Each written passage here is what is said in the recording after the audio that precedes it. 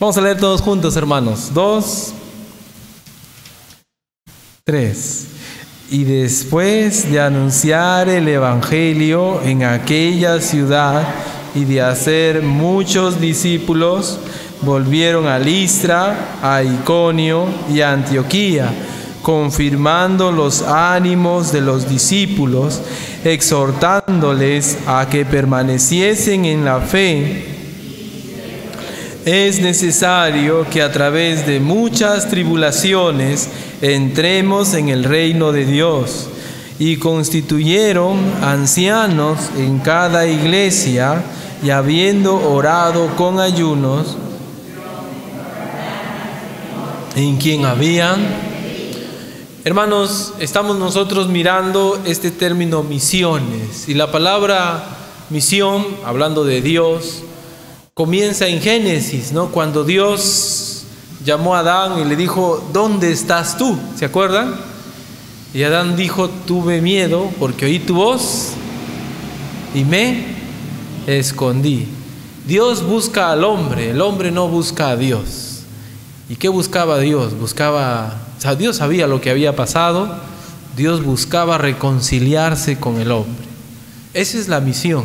Dios haciendo esfuerzos para alcanzar al hombre perdido, para reconciliarse con el perdido, con el pecador. Y ese es el común denominador en la Biblia. Génesis 3:15, Dios promete un Mesías, un Salvador. Al hombre no se le ocurre, es Dios quien se anticipa y ya planea que va a venir el Señor Jesucristo desde antes de la fundación del mundo, y lo manifiesta en Génesis 3:15, porque Dios ya tenía ese plan de reconciliar al hombre con Él. Eso es misiones, todos los esfuerzos que Dios ha venido haciendo para reconciliar al hombre con Él. En un primer momento Dios empezó a usar al pueblo de Israel, y Él quería que el mundo le conozca a través del pueblo de Israel. Pero el pueblo de Israel lamentablemente no hizo lo que el Señor le pidió. Más bien se empezó a mezclar con los pueblos que no había expulsado, y lamentablemente empezó a adquirir sus costumbres y a adorar a sus ídolos. Entonces Dios se enfureció con el pueblo de Israel. Y de todas maneras Dios iba a ser conocido, porque de alguna manera la Biblia dice que Dios iba a ser conocido por la gloria de Israel o por la destrucción de Israel. Entonces, de alguna manera el pueblo de Israel falló. Entonces Dios en el tiempo dejó de lado al pueblo de Israel en cuanto a ser el vehículo, el medio por el cual Él se da a conocer al mundo. Hoy ya no usa al pueblo de Israel, pero en ese entonces Él quería que el mundo le conozca. ¿Se acuerdan a ustedes a Pedro evangelizando? Pedro tenía la mentalidad de que solo los judíos iban a ser salvos, ¿verdad?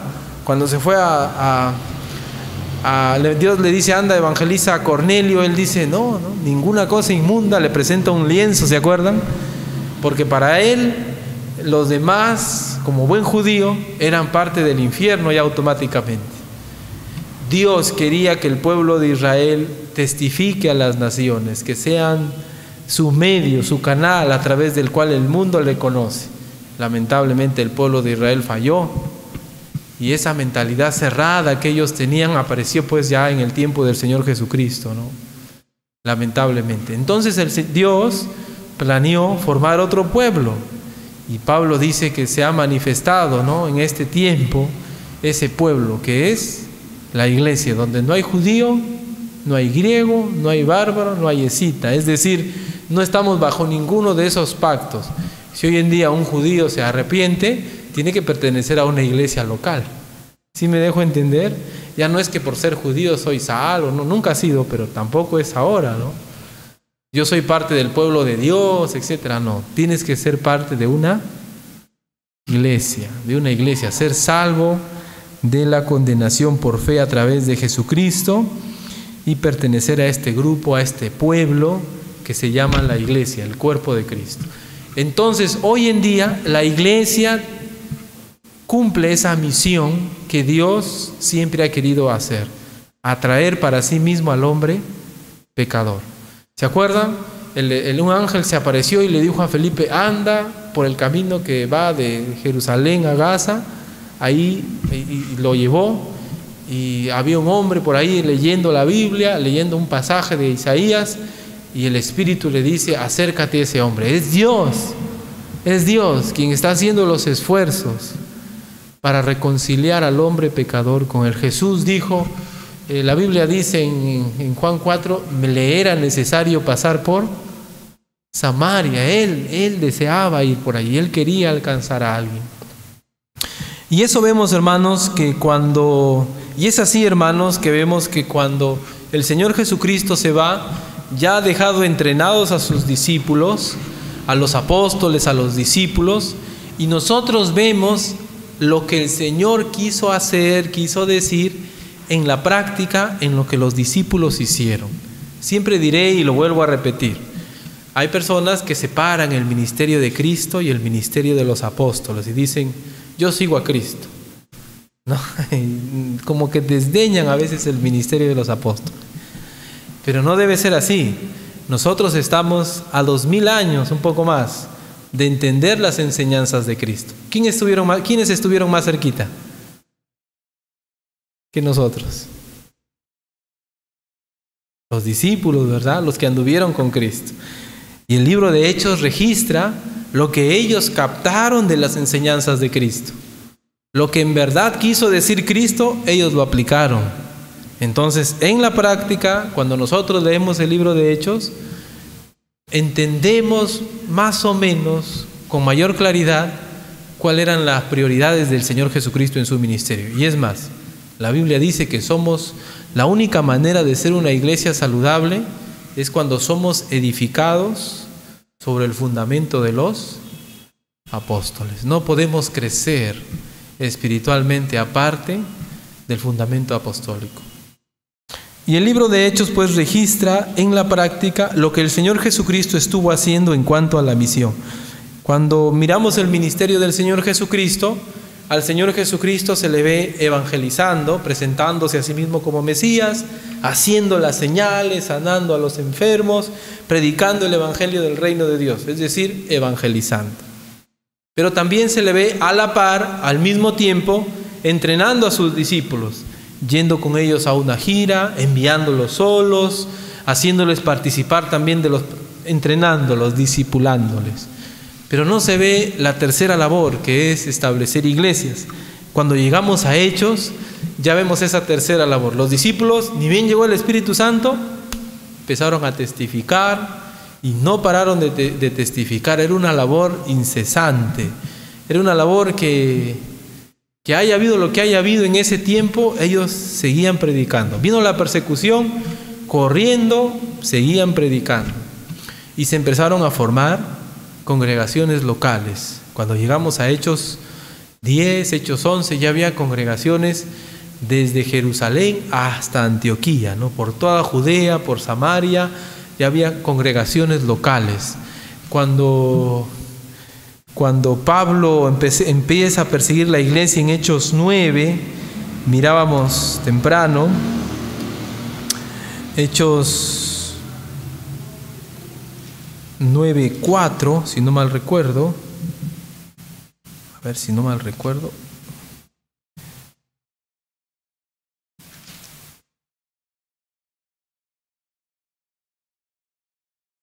No era Hechos 9:4.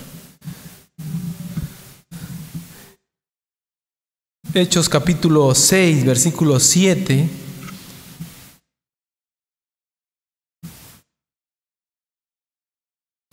Vamos a mirar mis notas mejor, hermanos. Hechos 9:31 es, perdón, hermanos. Es para que lean la Biblia, pues, hermanos, varios pasajes. Hechos 9:31. ¿Qué dice, hermanos? Cuando uno quiere predicar de memoria no le sale. Entonces las iglesias tenían paz por toda Judea.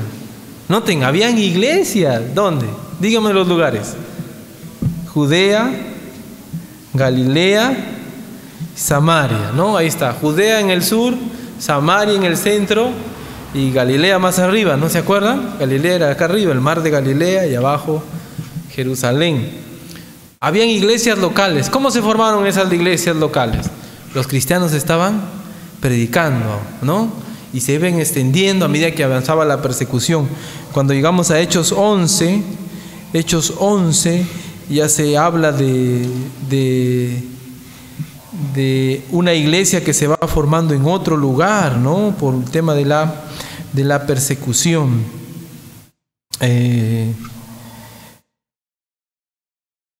Hechos 14, habíamos estado hablando, 21 al 23, bueno, Hechos 13, los creyentes de Antioquía, que es una iglesia allá afuera de Israel, una zona al norte, se forma una iglesia gentil, una iglesia donde no hay judíos, entre comillas, y Bernabé y Saulo van allí y están un año discipulando a la gente, que es la segunda actividad.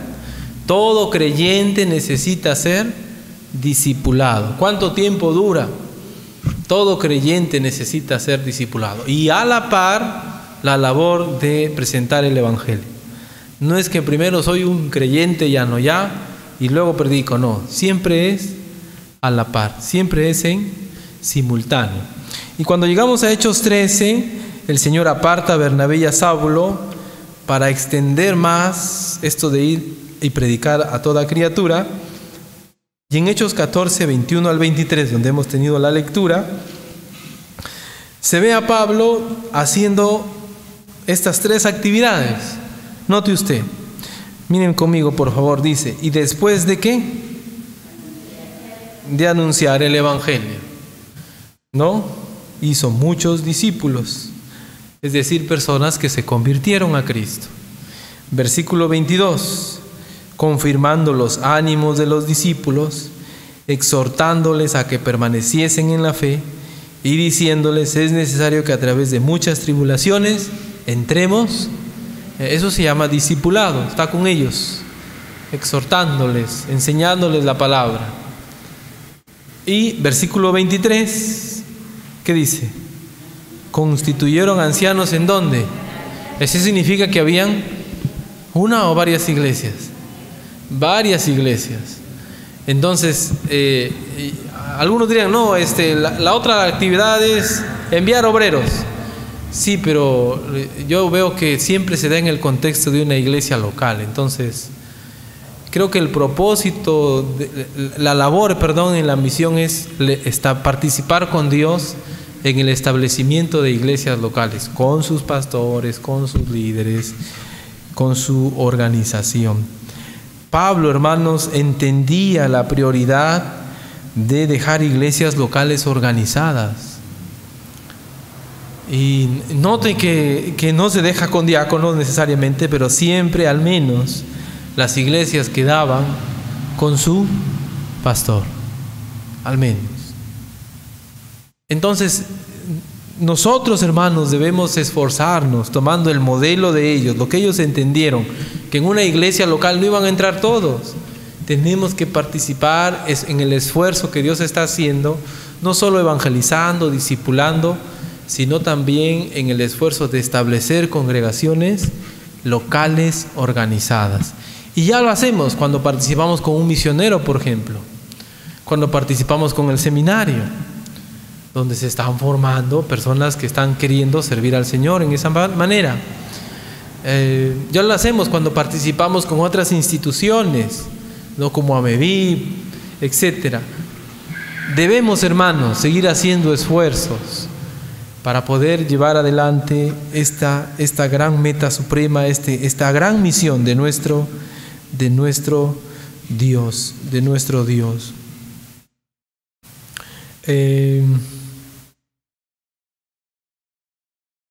Hechos 16, por favor, busquen por favor Hechos 16, 11. Hechos 16, 11.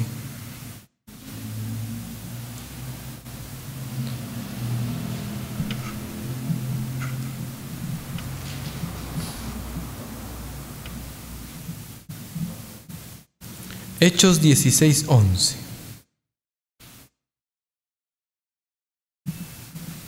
¿Ya? A ver, vamos, dice, zarpando pues de Troas, vinimos con rumbo directo a Samotracia y el día siguiente a Neápolis y de allí a Filipos, que es la primera ciudad de la provincia de Macedonia y una colonia, y estuvimos en aquella ciudad algunos días. Y un día de reposo salimos fuera de la puerta y junto al río donde solía hacerse la oración, y sentándonos hablamos a las mujeres que se habían reunido. Los judíos necesitaban cierta cantidad de hombres, no recuerdo si eran 7, 8, para abrir una sinagoga. Y en Filipos no había la cantidad suficiente de hombres al parecer. Por eso es que en los días de reposo Pablo no se fue a la sinagoga. ¿A dónde se fue? Versículo 13. ¿A dónde se fue Pablo? Se fue al río. Y ahí estaban las mujeres pues haciendo la oración, ¿no? Versículo 14. Una mujer llamada Lidia, vendedora de púrpura de la ciudad de Tiatira, que adoraba a Dios, estaba oyendo, y el Señor abrió el corazón de ella para que estuviese atenta a lo que Pablo decía. Y Pablo siempre tenía esta estrategia. Iba a un lugar donde ya se predicaba de Dios. Lo normal era que él hacía eso. Iba a una ciudad y ubicaba una sinagoga y ahí se iba a predicar. Como era judío y era fariseo, él decía en Corinto a los que son de la ley, como si yo también estuviese con la ley, y se le permitía predicar, y entonces él le exponía del Señor Jesucristo. Y era su estrategia. Pienso que es más fácil, ¿no?, hablar a gente que ya conoce de Dios. Por lo menos es lo que él hacía, que llegar a un lugar donde no se hablaba de Dios, cosa que también hacía.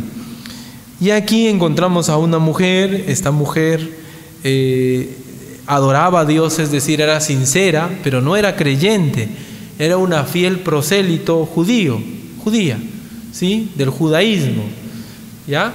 Como Cornelio. Cornelio era un prosélito de la religión judía. Había edificado y todo eso, ofrendaba a los judíos, Cornelio, pero no era creyente, no era salvo. Por eso es que fue Pedro a predicarle. Igual Lidia era una mujer devota, sincera, pero no era salva, porque la fe es por el oír, y el oír tiene que la persona escuchar el evangelio. Pablo llega, predica el evangelio y ella se arrepiente. Versículo 14 dice: entonces una mujer llamada Lidia, vendedora de púrpura de la ciudad de Tiatira, que adoraba a Dios, estaba oyendo, y el Señor abrió el corazón de ella para que estuviese atenta a lo que Pablo decía, y se convirtió ella. Y entonces, como se convirtió, versículo 15, y cuando fue bautizada, y luego dice, ¿qué más? Y su familia, ¿no? Hermanos, se convirtió ella, y también, ¿quién más? Su familia. Qué bonito, ¿no? Toda la familia se convirtió en una, ¿no? Nos rogó diciendo: si habéis juzgado que yo sea fiel al Señor, entrad en mi casa. Y nos obligó a quedarnos. Estaban predicando el evangelio, hermanos. Estaban llevando adelante la palabra de Dios. Hechos 16:25. Pero a medianoche habían sido encarcelados. Orando Pablo y Silas, cantaba himnos a Dios, y los presos los oían. Hechos 16:26.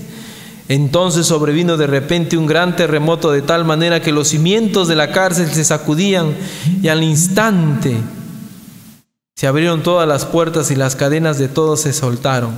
Despertando el carcelero, viendo abiertas las puertas de la cárcel, saca la espada y se iba a matar, pensando que los presos habían huido. Versículo 28. Mas Pablo clamó a gran voz, diciendo: no te hagas ningún mal, pues todos estamos aquí. Él entonces, pidiendo luz, se precipitó adentro, temblando se postró a los pies de Pablo y de Silas. Versículo 30. Y sacándolo les dijo: señores, ¿qué debo hacer para ser salvo? Ellos dijeron, ¿qué le dijeron, hermanos? Tú y tu casa. Y le hablaron la palabra del Señor, dice el 32, a todos los que estaban en su casa, les evangelizaron. Y versículo 33, ¿qué dice? Tomándolos en aquella misma hora de la noche, les lavó las heridas y enseguida se bautizó él con todos los suyos. Y hermanos, cuando Pablo recuerda estos eventos, creo que cuando él hace su carta a los de Tesalónica, él dice que él estaba convencido del arrepentimiento de los tesalonicenses por todos los eventos que ocurrieron alrededor. Y es precisamente todos estos eventos que nosotros leemos aquí, ¿no? Si yo les hago leer un poquito más atrás, Hechos 16, versículo 9. Hechos 16, 9. Hechos 16, 9. Y se le mostró a Pablo una visión de noche, un varón macedonio estaba en pie rogándole y diciendo: pasa a Macedonia y ayúdanos. Cuando vio la misión, enseguida procuramos partir para Macedonia, dando por cierto que Dios nos llamaba para que anunciásemos el Evangelio. Cuando leemos, hermanos, estos eventos, la conclusión que al menos yo puedo entender es que Dios está respaldando el ministerio de alcanzar al hombre pecador. En este caso, en el ministerio de Pablo, ¿verdad? Dándole un espaldarazo, fortaleciéndole, diciéndole: vamos, ven para aquí, vamos a predicar acá. Y aunque está sufriendo y aunque está experimentando, por ejemplo, cárcel, Pablo sigue adelante con ese ministerio, porque es un ministerio respaldado por Dios. ¿Cómo nosotros, hermanos, vamos a dejar de hacer estas cosas? Estaríamos fuera de la voluntad de Dios. ¿Cómo nosotros nos vamos a dormir en nuestros laureles? Creo que no tenemos muchos, ¿no? Y vamos a descuidar algo que Dios respalda, algo que Dios promueve, algo que se ve en las Escrituras, que Dios hasta con milagros sostenía a su pueblo para que ellos lleven adelante la palabra de Dios. ¿Cómo nosotros, hermanos, nos vamos a descuidar? Pero a pesar de todos estos ejemplos, nosotros, hermanos, solemos dejar de lado la predicación de la palabra de Dios. Solemos dejar de lado el discipulado. ¿Y hace cuánto, hermanos, que no tenemos así en forma personal este propósito, pues, de participar en el levantamiento de otras congregaciones? Son pocos. Cuando es una obra que Dios está allí motivando, ahí obrando, ahí impulsando, son pocos los que participan, hermanos. La evangelización era una prioridad. El discipulado era una necesidad. El establecimiento de nuevas iglesias locales organizadas con su pastor es algo que no debemos, hermanos, descuidar. Debemos participar con Dios en esta labor tan importante. Entonces, cuando vemos la palabra de Dios, hermanos, nosotros vemos que para los primeros discípulos, del primer siglo, no los primeros discípulos, estas tres actividades eran muy importantes. No eran actividades que se podían hacer ocasionalmente. Es más, cuando a mí me ha tocado hablar de este tema, estaba compartiendo una vez una capacitación sobre este tema. El apóstol Pablo, hermanos, aunque nosotros lo vemos muy activo, muy animoso para predicar, para llevar adelante el Evangelio, en realidad el apóstol Pablo, hablando así, era uno más. Porque todos estaban con ese chip, con esa mentalidad: predicar el Evangelio. Todos huyendo, ¿qué hacían? Predicaban. Estaban desafiados, motivados a predicar la palabra de Dios. Estaban motivados, desafiados a ayudarse unos a otros a crecer espiritualmente. Estaban motivados, desafiados, buscando cómo Dios iba levantando, viendo cómo Dios iba levantando nuevas congregaciones en otros lugares, gozándose. Cada vez que Pablo llegaba, hermanos, de sus viajes y compartía con las iglesias locales, con la iglesia de Antioquía, sobre todo, cómo Dios había obrado en sus viajes y cómo habían nuevos creyentes, todos se regocijaban, hermanos, con él. porque estaban haciendo la obra de Dios. Y eso debe despertarnos a nosotros, porque una iglesia que no cumple la misión de Dios es una iglesia que se ha perdido en el camino. Un creyente que solo ve la vida cristiana como una rutina se ha perdido en el camino. Vaya que hay mucho que hacer, hermanos. Hay mucho que hacer. Por eso es importante poner las manos en el arado y no mirar atrás. Trabajar. Esforcémonos, hermanos, para cumplir estas actividades. Y que cuando el Señor venga o cuando nos lleve, vayamos pues tranquilos, ¿no?, de haberle servido a pesar de las dificultades, a pesar de muchas veces ser solos. Que Dios nos ayude. Vamos a ponernos de pie. Y puede ser que la misión no comienza en el fin del mundo para usted, sino en su casa. Puede ser que eso de ir por todo el mundo y predicar el evangelio a toda criatura comience en su hogar. Cornelio, ¿a quién reunió Cornelio? ¿Qué le dijo el Señor? A los tuyos, tus más íntimos. Lidia, ¿quién se convirtió con Lidia? Con el carcelero de Filipos, ¿quién se convirtió también? Puede ser, hermanos, que nosotros estamos mirando hasta lo último de la tierra, pero lo último de la tierra puede ser que comience en la casa, ¿no? Así que animarles, hermanos, a invertir tiempo. Adelante, Juan, para poder predicar la palabra de Dios en nuestros hogares. Vamos a orar, hermanos, vamos a orar. Gracias te doy, Señor, por este tiempo. Gracias por la oportunidad que nos das de poder meditar en tu palabra. Es muy importante, Señor, reflexionar en ella. Ayúdanos, Señor, a entender, a comprender, a que se vuelva una convicción en nosotros. Tenemos, Padre, que llevar adelante tu palabra. Gracias por los hermanos que ya lo están haciendo, desde sus casas, tratando de alcanzar a sus seres queridos con tu palabra, con el evangelio. Gracias, Señor, eso es muy importante. Y ayúdanos, Padre, como iglesia, a ser una iglesia que participa activamente de estos tres, que destina sus fondos, que se organiza para cumplir estas tres actividades. Ayuda a cada creyente, Señor, a no caer en la rutina, sino a mirar con pasión, a mirar con sed, con hambre, el hecho de cumplir la misión. Y que a pesar de los años, Señor, todos juntos, unidos como lo que somos, un cuerpo, podamos, Padre, seguir ministrando, seguir llevando adelante tu palabra, aún en medio de estas circunstancias que estamos viviendo, Señor. El COVID no puede detenernos, Padre. Tu palabra debe correr, tu palabra debe seguir, y ayúdanos a nosotros a poder transmitirla. Gracias, Señor, te doy por este tiempo. Gracias por tu palabra en nuestras vidas. En el nombre de Jesús, nuestro Salvador. Amén.